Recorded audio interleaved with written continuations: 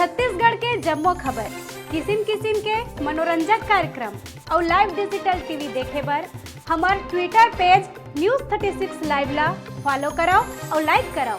जय जोहार। बात करबो कबीरधाम जिला के जिला में पंचायत चुनाव पर नामांकन के दौर जारी है।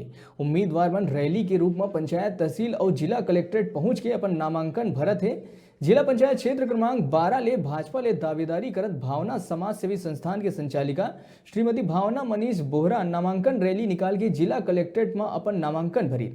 ये नामांकन रैली में क्षेत्र क्रमांक 12 के 1000 ले ज्यादा समर्थक श्रीमती बोहरा के समर्थन में उपस्थित रहे।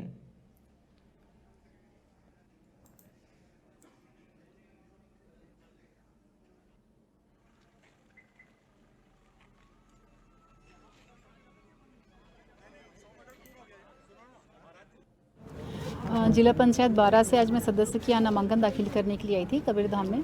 जैसे आप देख रहे हैं मेरे सब सहयोगी यहाँ पर उपस्थित हैं। मैं इनको पुनः एक बार धन्यवाद ज्ञापित करना चाहूँगी जो अपना बहुमूल्य समय निकाल कर यहाँ तक ही आए।